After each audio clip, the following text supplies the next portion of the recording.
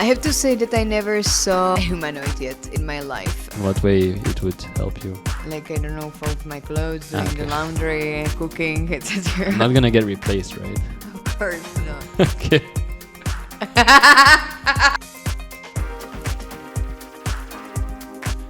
Hello, Innovatology Nation. Welcome to your one-stop shop to decode the latest tech and innovations for the practical use in your daily life.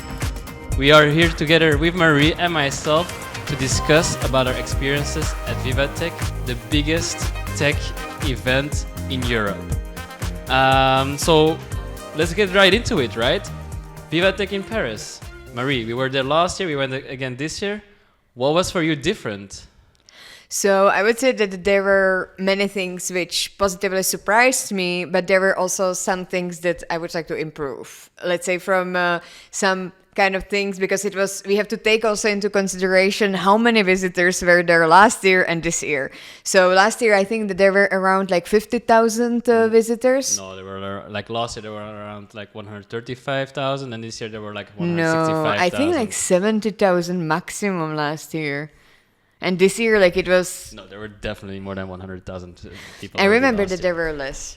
But yeah, let's then check it out with the facts. How many visitors were in Viva Tech last year? And this year it was considerably more, and I really felt it. Like it was in the Porte de Versailles in Paris, and I felt it especially on Thursday, because Viva Tech is usually happening throughout the 3 days, and the first day I think that a lot of people were just like traveling into Paris, so there was not a lot of people. But on Thursday, the second day, it was super crowded, and the third day I think that a lot of people were already leaving. So I really felt it. Like, there were more people than usual than the last year, and I really loved the experience, because it was really immense. We could see a lot of new tech and new innovations. We could try out also many things, like for example immersive reality, cybertrack.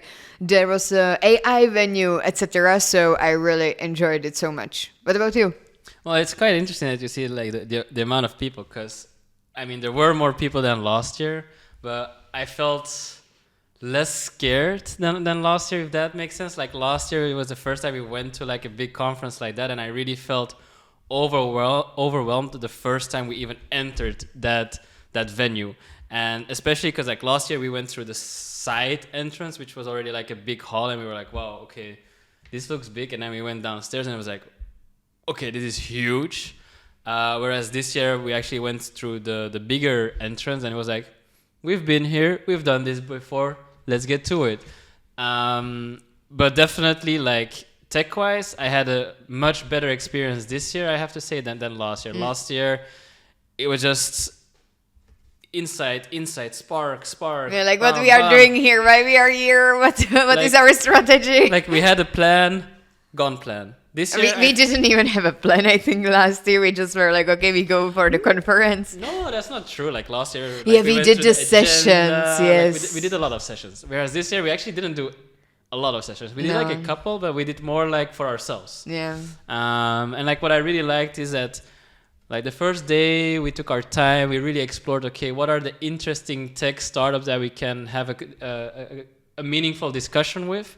And then the second day we really put our nails into it, and we had a conversation with those people, because we knew already what we are looking for. I think that we really made progress so much with Innovatology throughout the whole year, because actually Viva Tech last year was our starting point with Innovatology. It was the reason why we started the Innovatology in general, and we did so much progress with it that I could really like affiliate myself with it. Like I was like, wow, we really went like quite far away. Like it's really impressive. Yeah, and like even if you look at the recap that we're doing now, I still remember us sitting over there on our higher chairs, having a conversation. Me and my Charizard t-shirt. Yeah. And this year we no longer have the Charizard t-shirt, but we actually have our own t-shirts. That's true. So we're really evolving with Innovatology. And we also covered, when we were sitting there last year, we covered what we would ask Elon Musk if we had the chance. Oh my God, don't even remind me. So Elon Musk was there again this year. This time he wasn't there in person, but we had an online Q&A. And Yeah, I mean, It was at the end of the day, like we were so exhausted and we from were speaking. fasting. Yeah, we were also fasting that day because we overate the evening before, and just our brain was a bit paused. And then we just came into that big hall. I don't remember what is the name of that big hall anymore, but we just came inside, and they told us, yeah, Elon Musk will connect online, and what we are going to do is that there are 8 numbers throughout the whole hall, and that you need to queue behind the number to ask Musk a question, personalized question, whatever you wanted to ask Musk ever. Now you have a chance. And instead of us like running really directly towards that number, like Cedric just like, lazy asked me, like, do you have some questions? I wasn't lazy. I was No, just it a was gentleman. like, it was like, finally we are sitting, and you were like, Marie, do you have some question for Elon? And I was like, no, I don't have any question for Elon. And then you were like, do I want to ask something to Elon? I really wanted to ask something to Elon, but then I was too late because other people already stood up and went.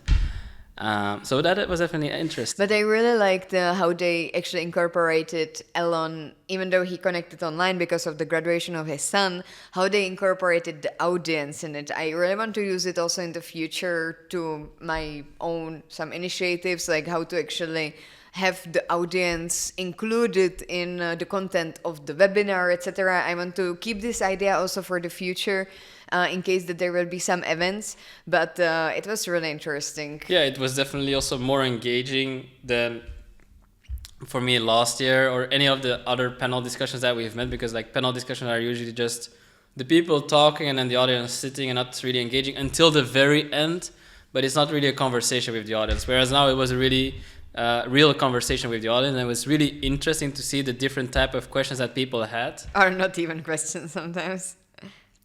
Like the news outlet.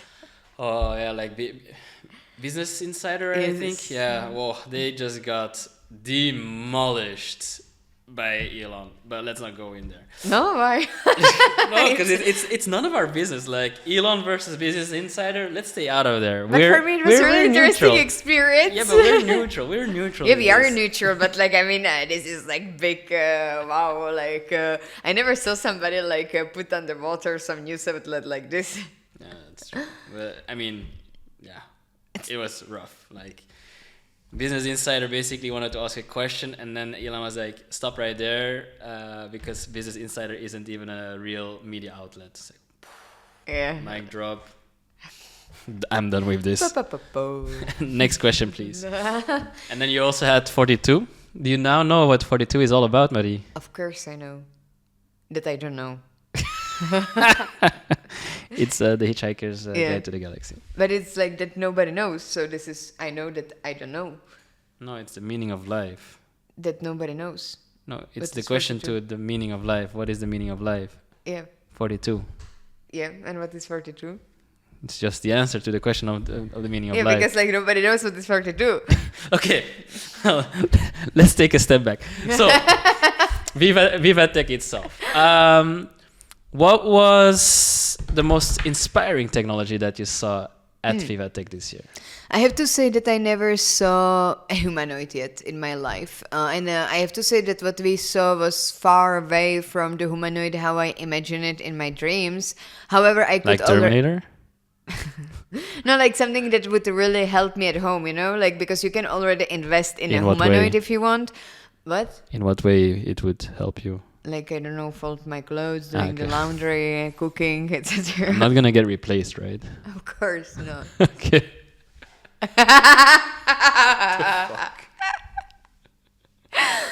But I never saw a humanoid, but I have to say that the Viva Tech changed, because last year everything was about the VR, and this time it was about the AI. Yeah. And I was a bit disappointed last year that everything was like virtual reality, AR, etc. Whereas like last year it was already boom of artificial intelligence, and because we were also in Las Vegas in January, I could really see the difference between the Viva Tech and the CES, because CES everything was about the artificial intelligence and how you can leverage it, but this time also Viva Tech got on the board of the AI, and there was the AI venue, so they have a really thumbs up for this one.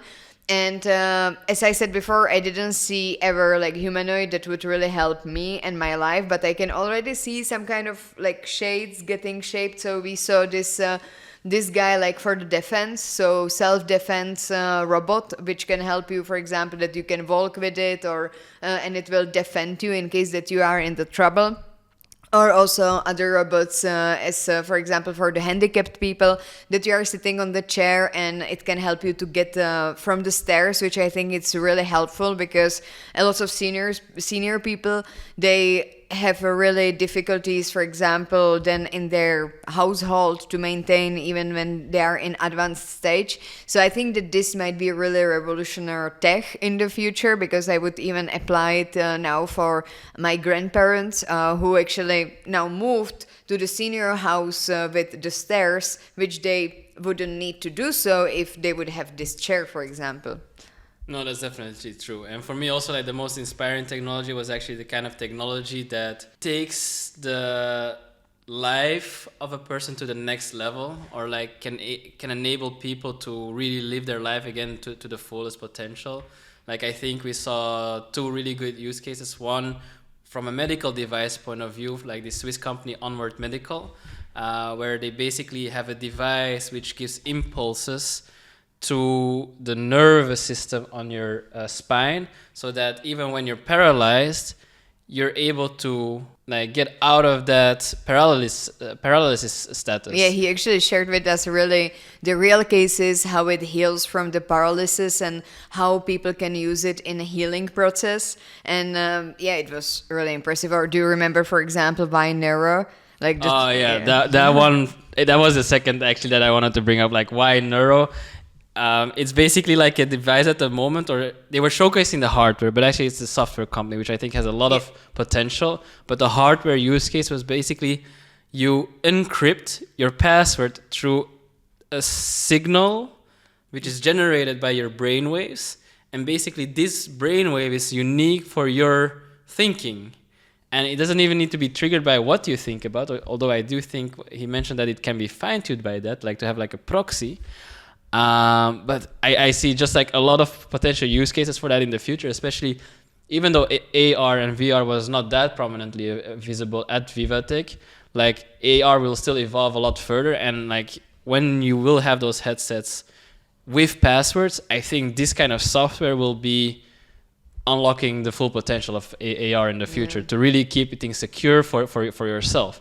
So really kudos to you, Thomas, for that. But also increasing efficiency, because I think that all of us who, for example, have corporate jobs or even like freelancing or whatever, I think that you are also diving in the amount of the passwords that you have. Like this is just immense amount of passwords that can be fine-tuned also. Yeah, and I always have to reset them after 3 months, and then you can't choose the same password as you chose 3 months ago. It needs to be at least different by 3 letters or characters. Oh my god, this is endless. Just give me like a password that I can trigger with my brains.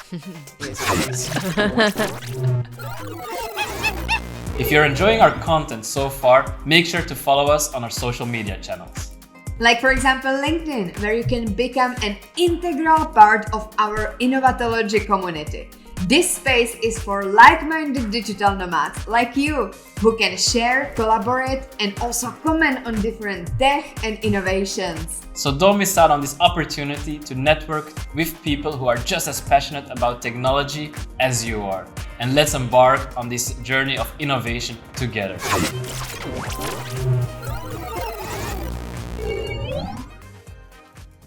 So Cedric, how was your overall experience of the Viva Tech, and how would you like summarize like each day? Like, was there like each day specific for you in some aspects? Was it like different experience each day, or?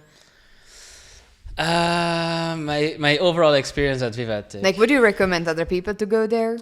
Oh yeah, I would definitely recommend Viva Tech for anyone who's either interested in tech or innovation, because it's basically where both worlds meet, and it's really amazing to see these startups pitch their ideas, to see how they get the interest of investors, and I think we can learn a lot from there.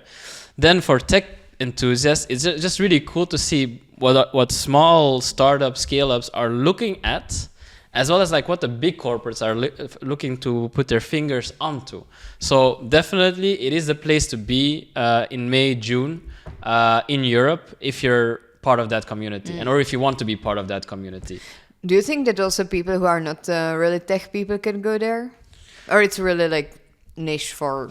Oh, I don't think it's niche, or at least I would want it not to become a niche. I think this is also one of the triggers for us as Innovatology to encourage people that are just curious about the world to just participate a day at Viva Tech, because I think if you're if it's your first day, then like plan maybe more than one day because you will be super overwhelmed. No, yeah, but like if you're unaware of all the technology and everything that's around you, I think one day could just be enough just to be like, okay, just to get triggered.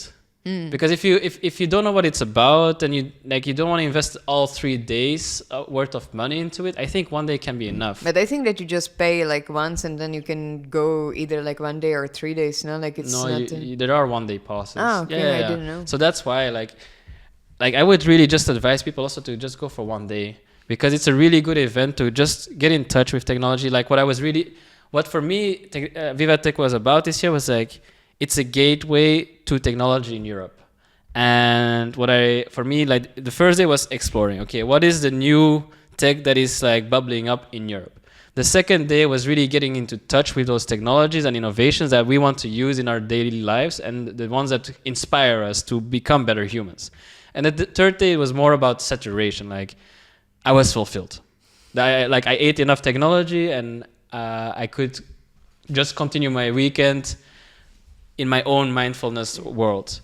But what I was missing there, or what I was kind of looking forward to see as well for the future at Viva Tech, is people that do not use technology on an everyday basis, or like elderly people, like the people that struggle with technology. I think that's a gateway or like a threshold that still needs to be unlocked. Yeah. Because for me, that's what we want to do at Innovatology. We want to reduce that barrier so that people go to these kind of events, or that we can organize these kind of events to really showcase what technology can do for everyone. You know what we should do? We should invite our grandmas next time to Innovatology for a podcast.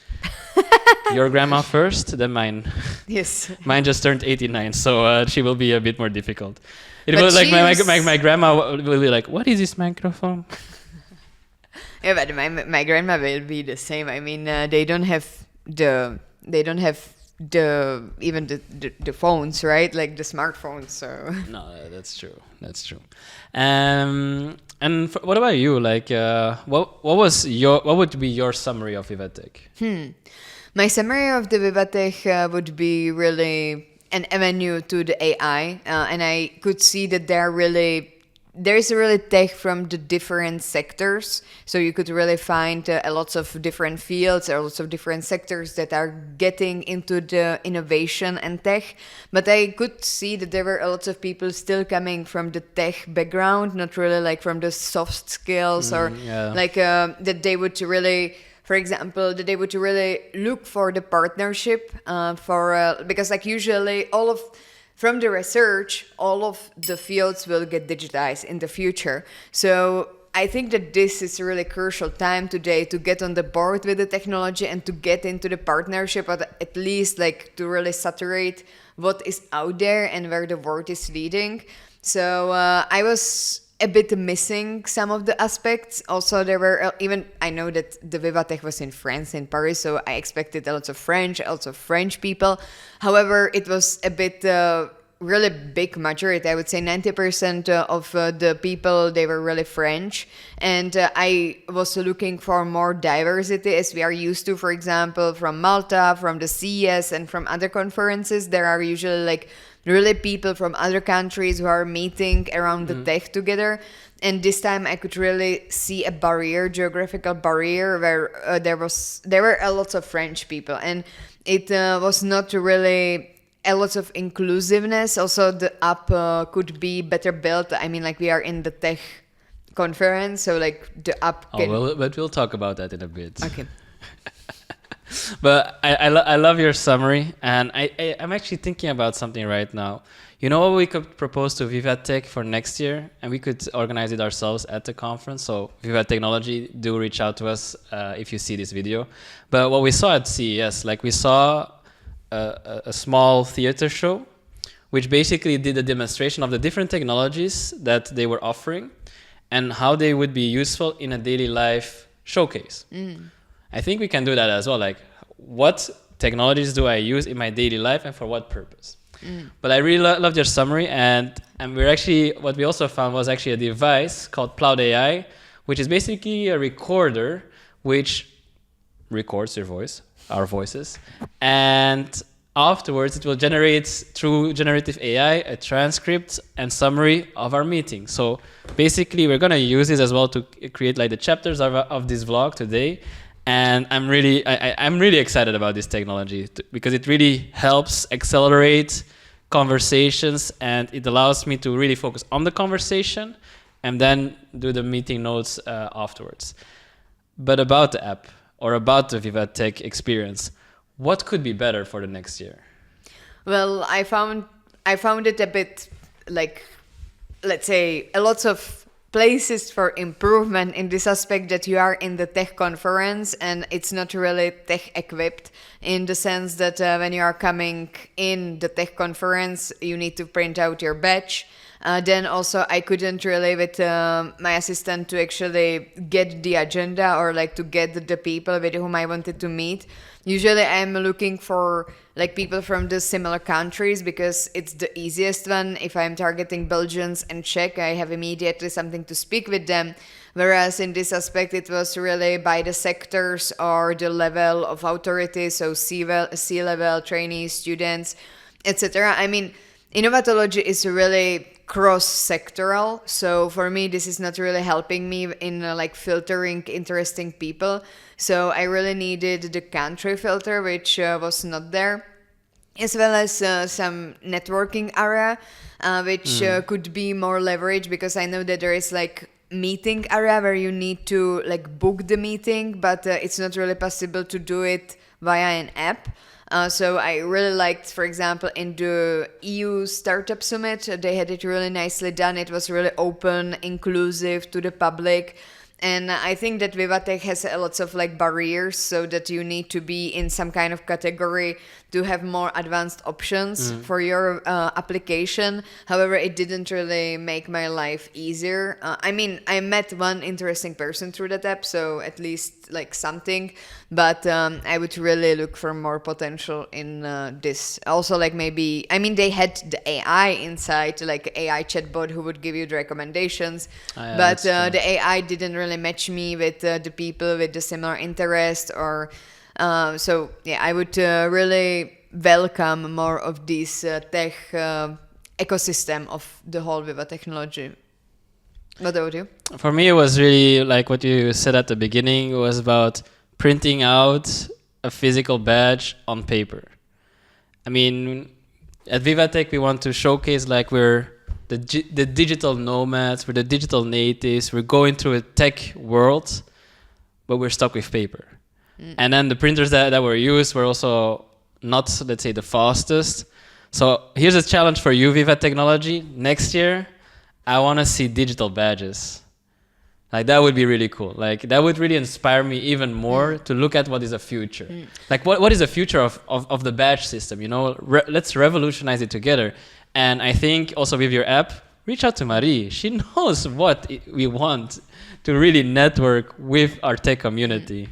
But how would you imagine this digital badge? Because it's like on the paper, like when you are walking, actually people can immediately like see your name. So sometimes I felt like intimidated, like when you are inside the Vivatech, so like that people look at your name immediately. They even can, you know, like informally, for example, be next to you in the lunch and like just gasp your like conversation that you're coming from the similar sector, so then they can just look at your badge and Google you.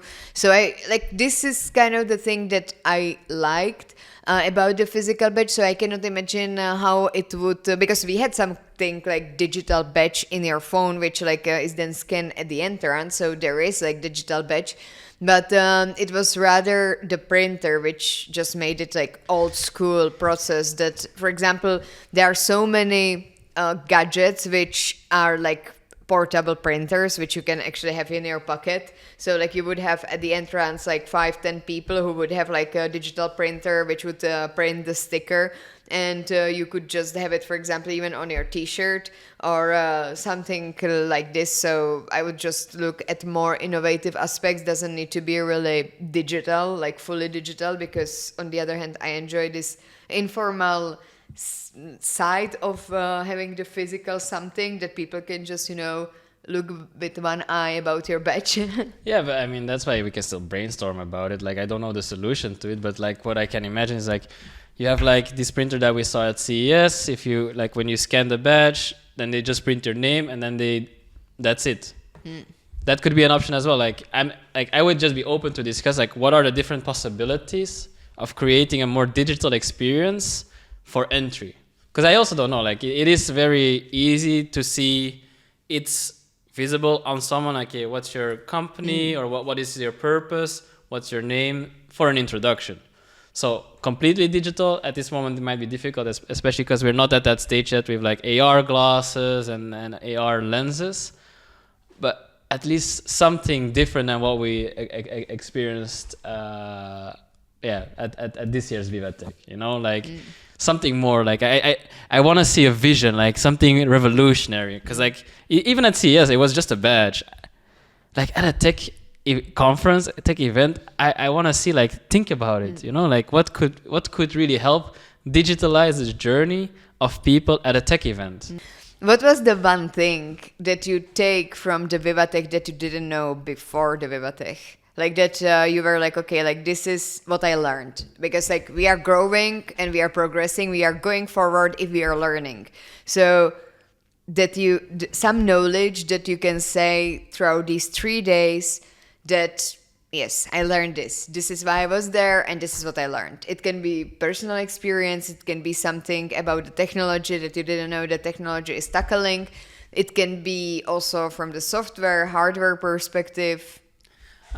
Okay, thanks for clarifying that. Like it just gives me a bit more insight. So for me, what I actually learned was more about myself. I learned for myself that I have a new favorite word, homo digitalis, and that this really links very much closely to what I want to achieve in life, what my noble purpose is actually in life, and that is really to, through innovatology, get everyone onto a basic level where we get to use technology, where we don't get abused by technology, that we make that next step in our human evolution, which is not necessarily biological but cultural, and where we really get the feel of technology, which is becoming the homo digitalis. That I think is something that I learned while being at Viva Tech. Like I really feel that I got more closely connected with my noble purpose and the reason for us starting innovatology. Like I really felt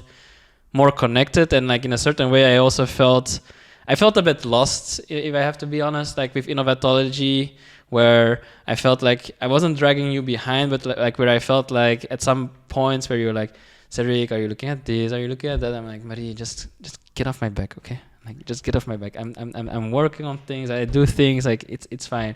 But then like when we were at Viva Tech, I don't know. I felt a click of like why innovatology is there and why I am so invested in innovatology and what I actually want to do for our society. So from now on, I will do Viva Tech every week, I guess, to you, so that you can keep going with your purpose. No, like I now I know my noble purpose, and like I will continue on this path. And yay! But what about you? What did you learn? I learned a lot from personal aspect, from business aspect. I also have some really knowledge that I didn't know before. So like, for example, from the personal perspective, I was really glad that I defined my own strategy for my energy to survive the 3 days. So it was like really immense. And I made a progress in pitching the Innovatology, and I could learn more about myself in the aspect like of being with you in the tech conference. So that I think that in a personal life we are really like progressing there. From the business perspective, we were piloting having a team in the conference virtually, which for me was really much easier to then delegate the different tasks, because currently we have like 4 people who are working for us on daily basis. So that was for me like, wow, this actually works. So I want to continue in that. However, the knowledge that I didn't know and I want to explore more is that I didn't know that Monday.com has such a big ecosystem behind. That blew my mind. Like, for me, I had Monday.com, something like Asana or other project management tools that you just like, list the tasks and you just write the status. But we actually got much more knowledge behind it, that it's the whole ecosystem which is driving the IT together with business, and there is no solution such as Monday.com. And I am really glad that I chose Monday.com over other competitors, because I was a bit worried because there are a lot of content creators who are choosing Asana. And when I'm, for example, taking some online courses or speaking with other with other creators, I'm a bit like, yeah, maybe I should go for Asana, because you are like at the beginning of your business, you need to choose the right tools. So, because then you can build upon it. So when you are then in more advanced stage, it's much more difficult to actually migrate your tools to something else. Yeah. Because you just build your whole system, your whole workflow in something. So before the Vivatech, I was really thinking about if I should look into the pros and cons of other tools which are out there. And then it actually blew my mind, because we spoke with the people. He must have, like the sales director must have done some kind of sales pitch on you, because yeah, it was actually a really nice conversation. I didn't feel that it was a sales pitch, to be honest, and this is how it should be.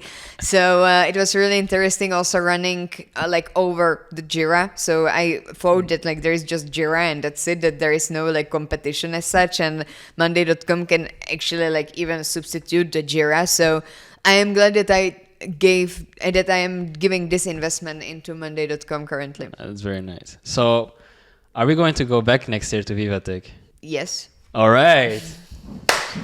So thank you for tuning in to this week's episode of Innovatology. We hope to see you next time again. And any closing message from Marie? Dream it. Plan it. Like, is that your closing message? Do it. Yes. All right. Let's see you next year in Vivatech. Woohoo! But next year is gonna be in June. Yeah, I mean, go just to vivatech.com.